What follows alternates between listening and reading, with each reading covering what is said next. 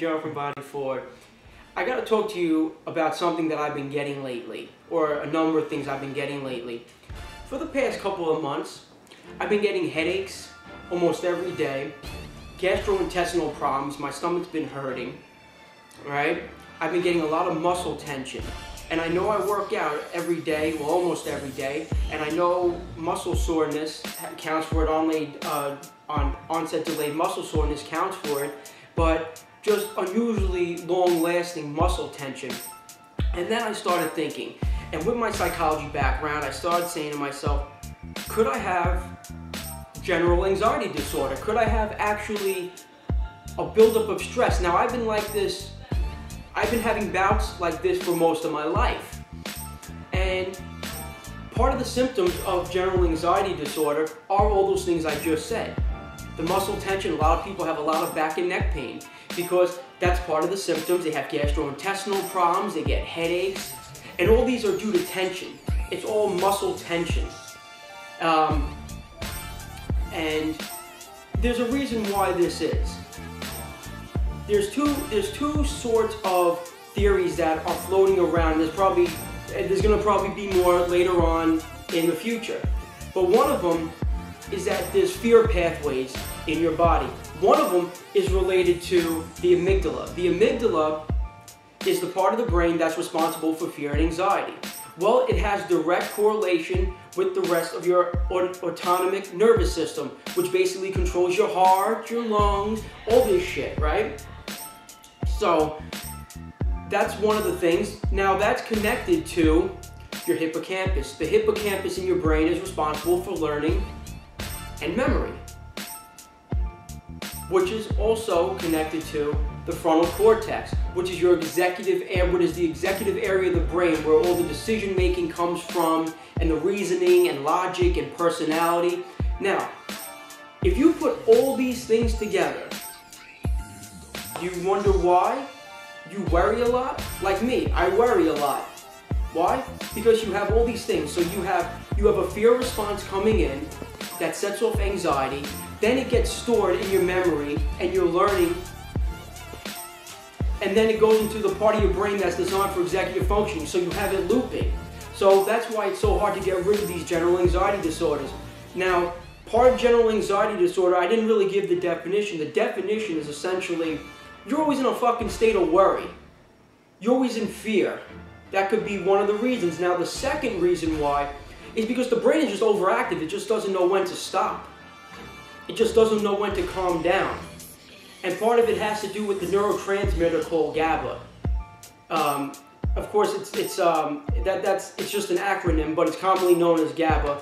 And it's supposedly you have less of it in your brain, in the frontal cortex of your brain. Benzodiazepines are great for increasing that. But that's a little history of those two theories of why it is that you would get general anxiety disorder or constant worry.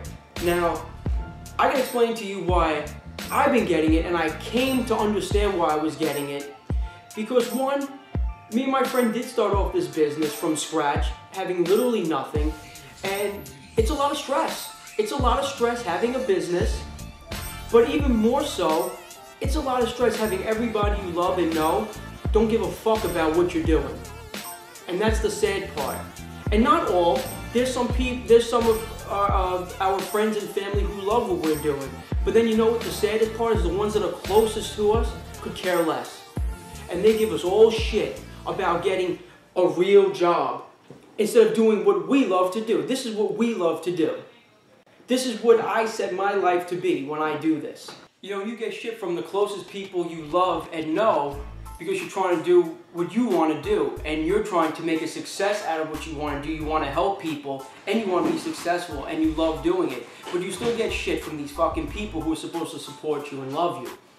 But the funniest thing is that out here, I live on Long Island, and it's a tough fucking place out here to make it anywhere. Everybody on this island is either a nurse, a cop, or a teacher. If you're not those three things, you're in the wrong profession. So by me doing this, I'm wrong, essentially. So that takes a lot of stress, puts a lot of stress on your body. Another thing that I'm in my late 20s. I live at home still. It's a lot. But everybody that I know who live here too are still living at home. It's funny, one of the guys that went to Stony Brook, Chris Algieri, he just fought Pacquiao. He just got a title fight to fight Pacquiao, and the motherfucker was still living at his home, and he's in his early 30s, and he was a contender for Pacquiao. That's just to show you a little bit of how crazy it is out here. And you gotta understand, a lot of our social situations and cultural situations, family situations, it actually puts a lot of stress on us. And what we normally do, we learn how to push this shit under the rug.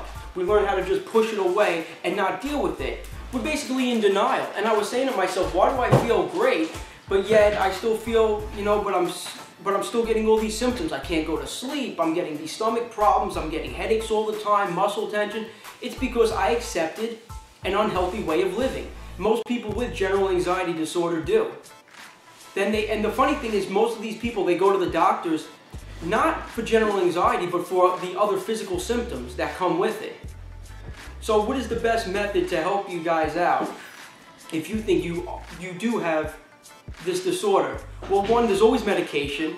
You have to go to a psychiatrist for that, or even your general practitioner now, but I don't suggest that because it's not going to really handle the problem. One of the major therapies that they have that really works psychologically is called CBT, Cognitive Behavioral Therapy, and it shows how your fears are irrational, that they don't make sense. Another thing you can do is actually breathe. That's how I got to sleep, because I had a lot of insomnia, and all I was doing deep breathing, clearing my mind, doing deep breathing exercises. Fell asleep instantly. You know, you get yourself very sick just listening to people, because a lot of times people don't know shit. A lot of times people are in their own world. They have their own problems. They project it onto you, and they don't know what you're going through. And you just accept it, and you get all this stress, and you don't know what's wrong with you. But the problem is, it's that you may be suffering from this disorder, and you don't even know it, because a lot of times we just push it. It's called learned helplessness. We learn how to be helpless. And because we do it all the time, hey, that's the way of life. But it's good to get it checked out quickly, because it could lead to depression. That's one of the big things. And also panic attacks, which you don't want, or commonly also called anxiety attacks. I hope this shit helps you. Like always, I love you guys. Take care. Don't forget to like us on Facebook, follow us on Twitter, and don't forget to visit www.bodyforward.com. Take care.